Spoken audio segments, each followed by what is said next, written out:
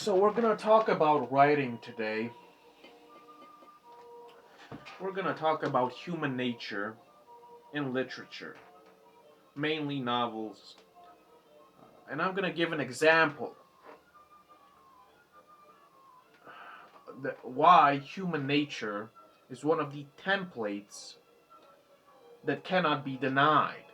Because human nature is corruptible, it is suggestible, it is flawed by its condition, right? The heart, the human heart, is always in conflict with itself, right? And I think that is real. Even if you write a fantastical story that is alien, you still have uh, this keystone that you have to uphold, right? You have to be realistic.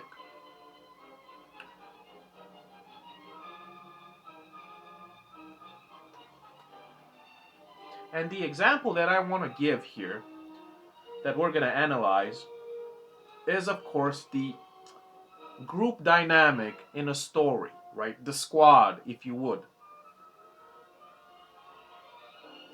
In a lot of stories, you get a squad of characters, and they form bonds, and they go on this journey, and they have a lot of problems, a lot of obstacles, but they're always loyal, they're always strong, they always defend their crew, and they will never betray them in any way, even under the penalty of death, right? With few exceptions, of course, but mainly uh, this is what we have in literature, comic books, whatever, right?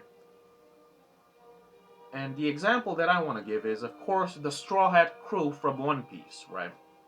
Which we all love, of course. We all love the Straw Hats. We all love how loyal they are. But that dynamic is something that I wouldn't write about in a novel, right? And of course, this doesn't apply to comic books, manga. It applies to every format that tells a story, right?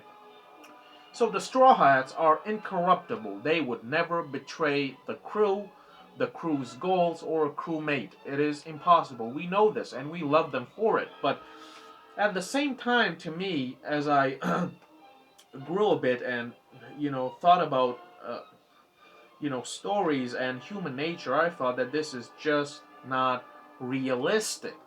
It cannot be realistic. People are people. They are they are and they must be subjected to influences, stimuli, threats, and they have to make a decision, right? Whether they like it or not, they will be forced to make certain decisions that will have consequences on their friends, right? We, especially in manga, for example, we have these protagonists, for example, who they're beaten, but when it comes to their friends, they would not let them be harmed, and they get all fired up, for example, right? And that to me is, of course, a bit it's not that good uh, polished writing that I approve. It's not the gold standard, right? It's a bit below the gold standard.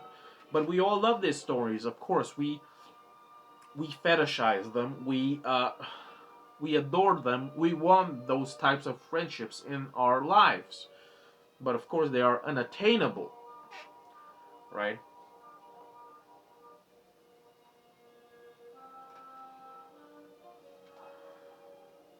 So I'm using the Straw Hats dynamic because they are the most iconic, right?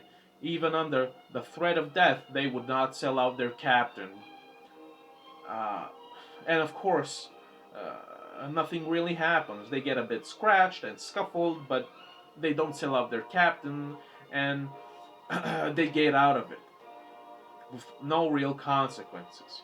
Not really, right? Not really. And this type of writing, it is all right, but of course, this is a story meant to be enjoyed by children primarily, right? Young boys, right? But of course, we know adults enjoy One Piece as well. Uh, but as I read more and more books, I came to not hate this sort of dynamic, but it just rubs me the wrong way. And, my advice to young writers would be, this type of, crew dynamic, it is all right, but there should be the element of human nature that is corruptible, right?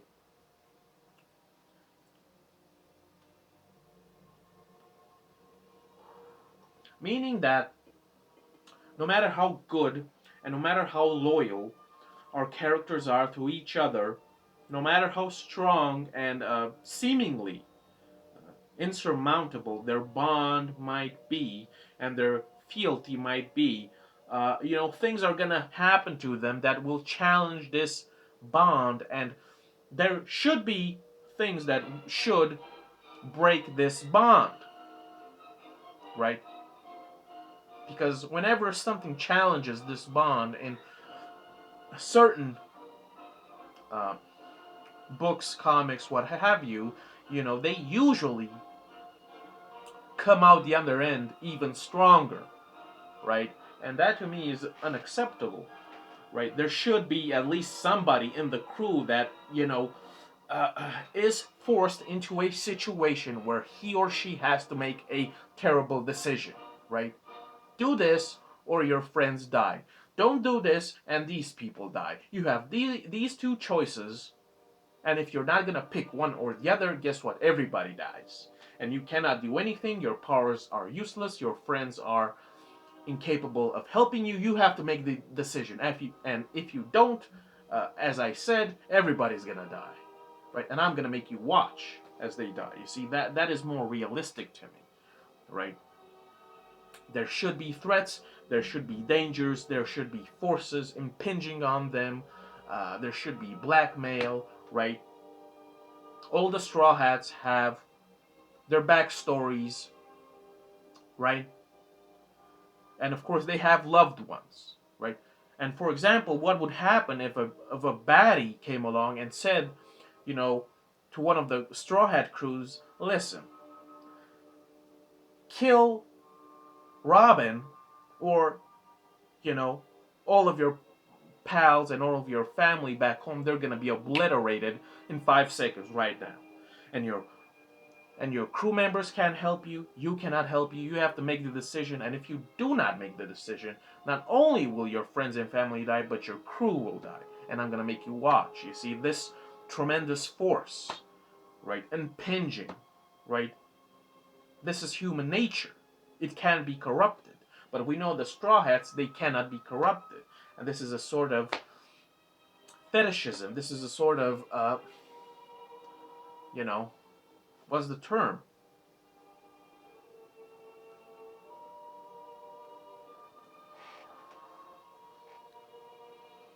This is a sort of, we're glorifying their loyalty, which is a wonderful thing, but it's just not possible in the real world. So that's why we go to these pieces of fiction to scratch that itch, right? To satiate our craving for this group of people, of friends that have this bond, this loyalty, right? And I'm not saying that these types of stories, these types of fiction shouldn't exist. They should exist, but there should be, of course, a contrast, another story that shows what can really happen if this were the real world, right? I've never been that fond of these stories where this group of people, they're just so, they have this bond that no matter what happens, no matter the danger, no matter the threat, right? No matter the blackmail, no matter the loss of life, no matter the consequences, they would not betray each other, right? And that's fine, but they should be uh, held accountable and responsible for their action, because if they do not betray, one of their members or their crew, guess what? People are gonna suffer, right? People are gonna die. There will be suffering. There will be pain. There will be loss of life. There will be casualties, consequences, right?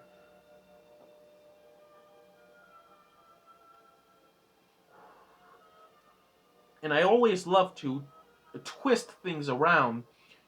For example, the iconic scene where Kuma says, betray, give me your captain's head, and I'll leave all of you alone. And everybody says, forget it, no way, bro. And what does he do? He makes this sort of bomb, and he explodes it in a Thriller bark. But of course, nobody dies. Nobody dies, right? They just get scratched and knocked out. And people get hurt physically a bit, but there are no deaths. There is no real calamity, right? There is no great loss of life, right? And nobody says, you should have given him your captain's head and we wouldn't have suffered so much, right? That's the type of story that I like to write, realism. Realism. There's just too much fetishizing, too much putting things on a pedestal where there are no real consequences. Consequences. There should be, these biting repercussions for this bond that refuses to betray one another. There should be consequences. That's all I'm saying, you see.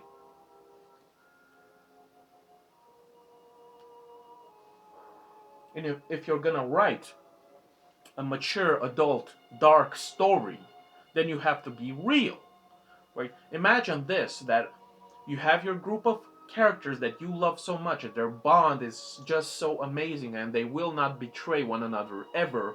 Well, guess what? Because of that, because of their decision to be this way and never submit, guess what? A lot of innocents are gonna get hurt, they're gonna get brutalized, they're gonna get enslaved, and they're gonna get killed, right?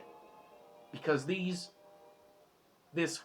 friends refused to betray one of their own, which would have saved a lot of lives. And of course, all of those victims who survive, they will have to hate these people, these wonderful friends that made the decision to allow all of these people to suffer and die, right?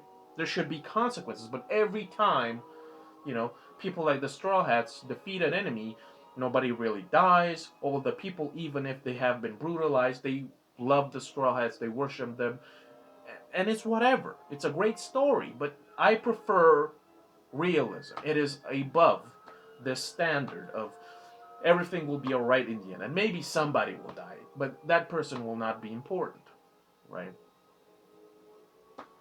And I'm not trying to insult or offend One Piece. This is just used as an example, right?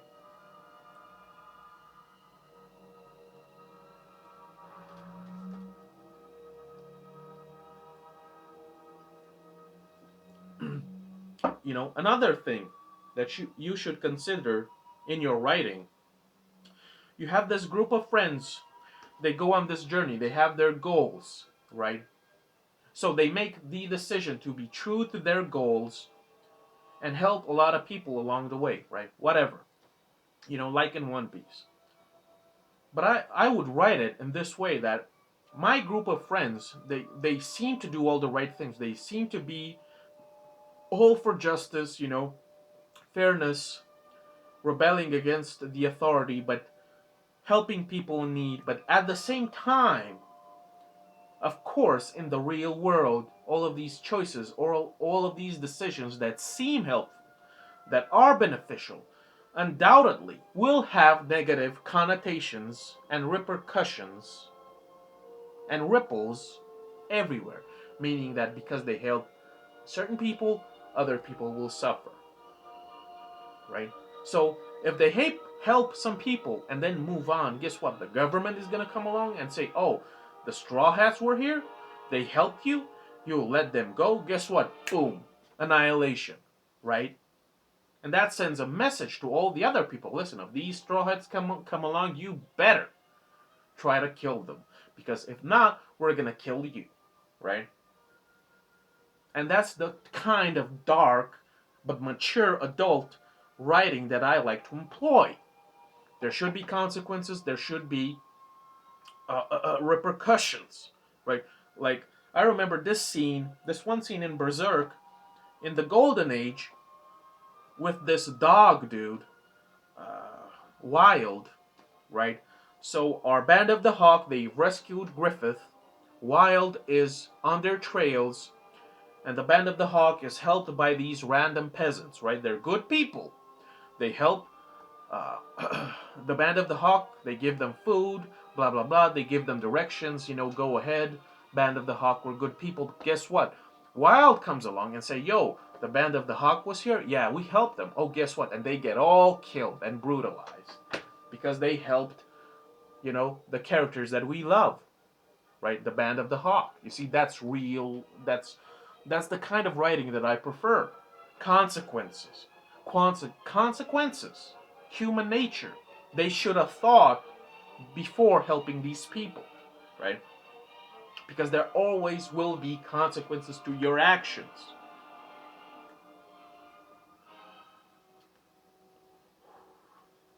You know, I'm gonna go back to One Piece. Not that I hate One Piece. It's a good story, but in One Piece, pretty much early on, Luffy declares war to the world government by shooting the flag, right? The world government flag. Now, that alone is a testament that should lead to pretty much everybody trying to get these people because they've declared war to the world government. Because the world government is super powerful, and everybody that supports the Straw Hats should be annihilated for supporting the Straw Hats. This guy declared war on us, and you like him? Guess what? Boom. Buster Call. In succession. Serialized, right? That should have happened. So, as they moved along, they should have heard news that the world government is murking everybody that even, you know, mentions the Straw Hats' names. But that doesn't really happen. Not really. Because this is a fantasy that, you know, the good guys always win in the end. And I do not agree with that. That's just not my cup of tea, right? I mean, we can never imagine that, for example, Zoro is gonna betray the crew, right? Or Usopp is gonna betray Nami, or Sanji is gonna betray Brook, or Chopper is gonna, poison Luffy because otherwise, his people back in the Snow Village, they're gonna get, uh, a bullet to the head, for example. That's never gonna happen in One Piece, right? But that's exactly the kind of story that I like to write about, and the kind of story I like to read, right?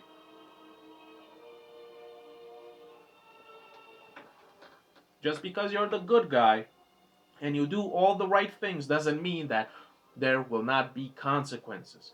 Like I say, a good deed. Hold on. A good deed is never left unpunished, right?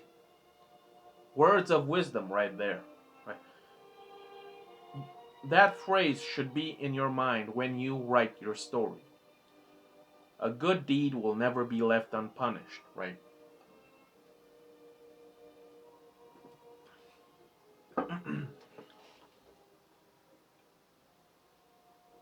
Another example, you have, of course, the Dragon Prince. And we have our little crew with Callum and Rayla and the other dude. They're never gonna betray one another. Ever. We know this and we love them for it.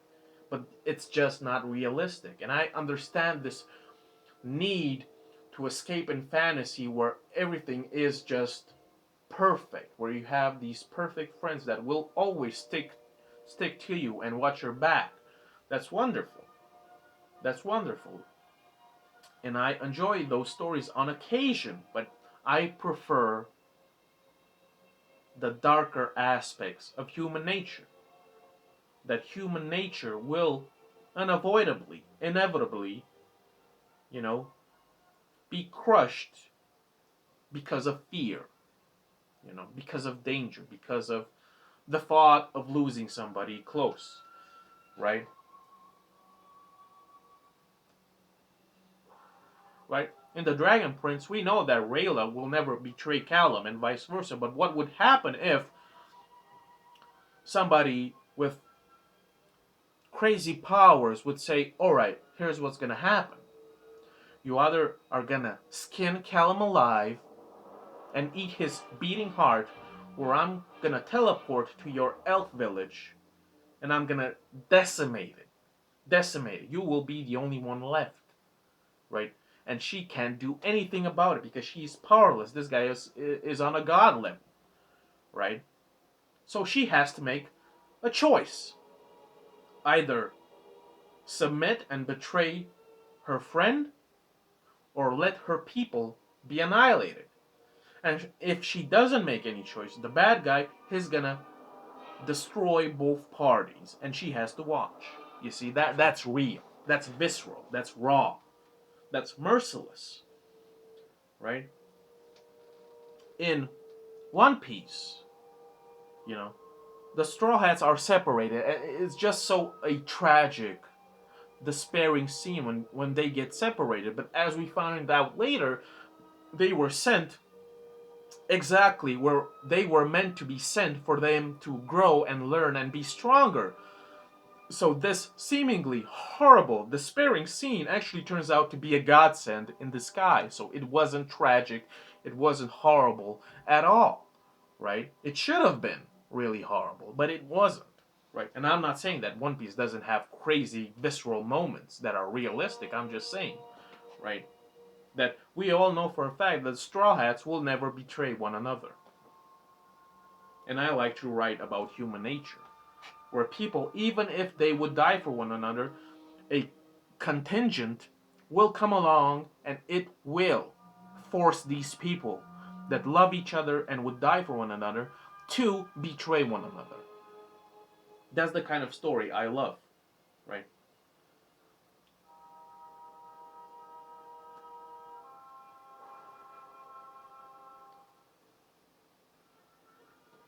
These are just my 2 cents on the matter.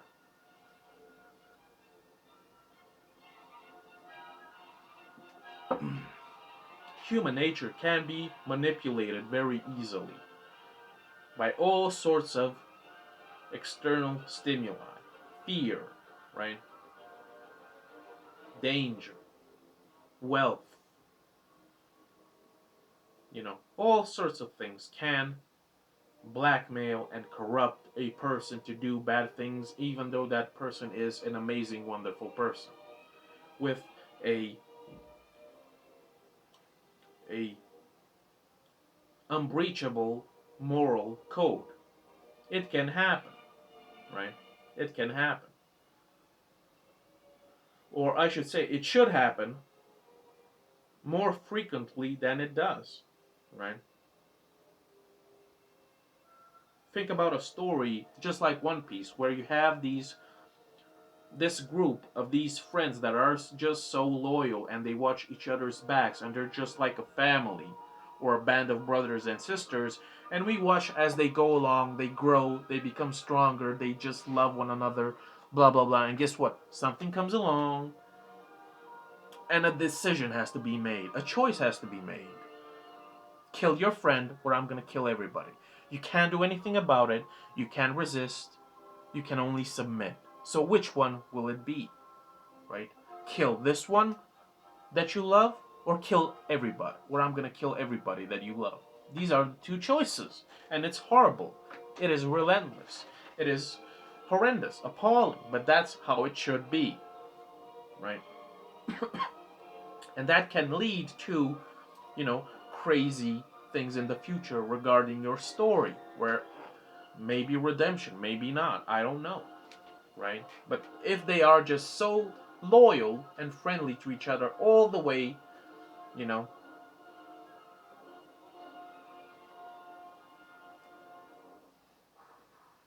It's just not that realistic. It's a fantasy. And even in fantasy, there should be stakes on the line. There should be stakes on the line, even if in fantasy that seems to be perfect, right? People will die along the way. People will suffer. People will get sick. People will be uh, kidnapped, beaten, tortured because they made the right decision, because they uh, protected and let their friends escape while they were captured and brutalized, you see. That's how a real story that I would write should be, right? People, we will lose people along the way. People we love, people we care about. Important people, protagonists, secondary characters, and not just side characters that don't really matter, right? Nobody cares about Steve, right? Nobody cares about Steve.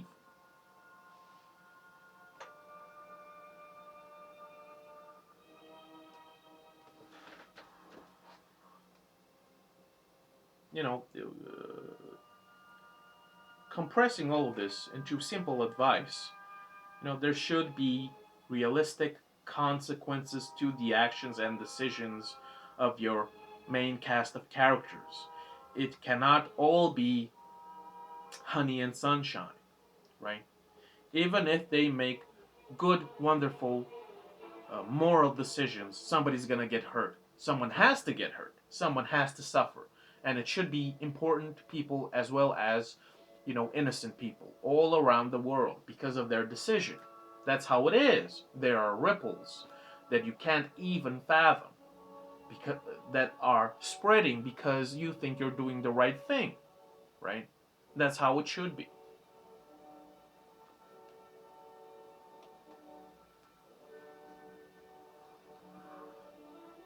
You know, and in a lot of books, this happens where nothing really bad happens to the characters because the author, he or she just loves his characters, his protagonists too much, right? And I think that you should, if you have that ailment, you should get rid of it.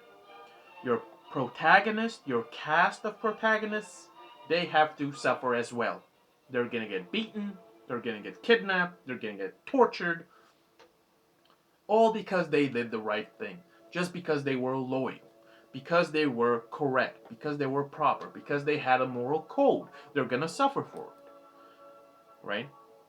And if they choose to, uh, let's just say, escape with their friends, you know, that means that a lot of innocent, anonymous people will suffer accordingly because of their escape.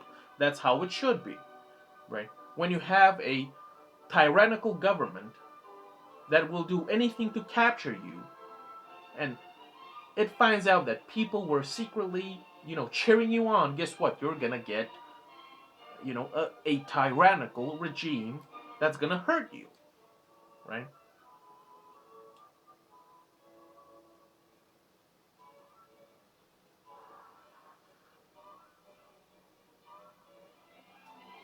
For another example, in Naruto, the only reason Pain comes to the hidden village and just wrecks the place is because he thinks that that Naruto is there, and he thinks that the people are hiding him, and because he thinks the people know where he is. That is why, partially, why he destroys Konoha, right? Because Naruto, he thought Naruto was there, right? And nobody is upset that their entire village got destroyed in part because this guy was searching for Naruto in that village. And nobody seems to blame Naruto, at least in part, for what has happened to their village. Now, in a real world, that guy would have been lynched right there and there. But it never happens, of course, because it is a fantasy where the protagonist is mostly infallible, where most of the time the protagonist cannot do no wrong. And even if he or she does wrong, it is perceived as good, right? As rebellion, as being your own, as being independent. But that independence comes at a cost to yourself as well as to people around you that you might not be aware of, right?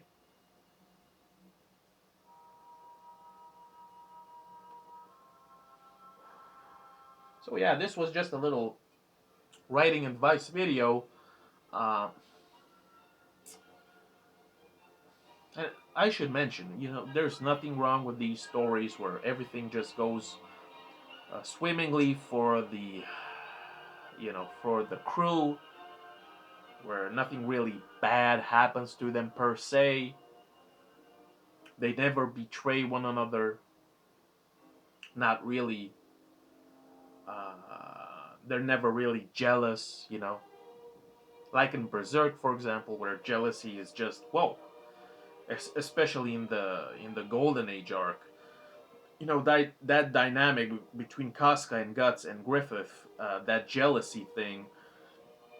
That is human nature in display. The corruption, the jealousy, the anger, right? These were friends of the highest order, and yet because of jealousy and anger, things went to hell real quick. And not only that, not only did these three characters suffer because of their actions and decisions, but their friends suffered. They they pretty much all got murdered and eaten. But it is fair to assume that even people outside of their group got hurt, right? Because they associated in some way with them, right? So that's realistic writing in Berserk, right? And that should be applied to your work if you're a writer, right? Don't be so preferential for your protagonists. Don't be that in love with your protagonists where you write that nothing bad can happen to them. Right? And if bad things happen to them, they're gonna somehow make it out alive. They're not gonna be that hurt. They're gonna be triumphant, victorious. That usually doesn't happen. They're gonna win. They're gonna lose. They're gonna lose people along the way. And sometimes victories are disasters and tragedies in disguise. You see, despair is everywhere, darkness is everywhere, and I just prefer those kinds of stories. And you know, maybe this video, this advice will help you along the way with your stories, right? For writing better stories that are gripping and not just, a bunch of Mary Sues going along, you know, being, being protagonists that cannot be touched, basically, right? Protagonists are flawed. They are not infallible. They are corruptible. And human nature, its flaws, dictate whether or not your story will be realistic. If they are not subjected to the human nature, to their human flaws, to their human conditioning, then it's basically a fantasy, a power fantasy, right? We are rolling along with the squad and nothing can touch us. That's juvenile, that's puerile, right? Of course you're gonna get hurt. Of course you're gonna get beaten. Of course people are gonna hate you, and of course not only your loved ones will get hurt, but even people you do not know exist will suffer because of you. You see, that's very powerful. And your protagonists, your crew, your Straw Hats, have to realize that what they have been doing, their journey of justice and adventuring, has cost many lives and has uh, inflicted a lot of suffering in other people because they thought they were just proper, adequate, and they were just minding their own business and they were being free and they weren't hurting anybody by declaring war on the world government, for example. Well, guess what? That's not true because they declared war on the world government, a lot of people should have suffered accordingly. Accordingly, when your protagonist makes the statement that he or she rebels against the status quo authority and its despotic ways, guess what? There will be consequences. There will be repercussions. Right? That's how it should be, in my view, anyway. But that's about it. See ya!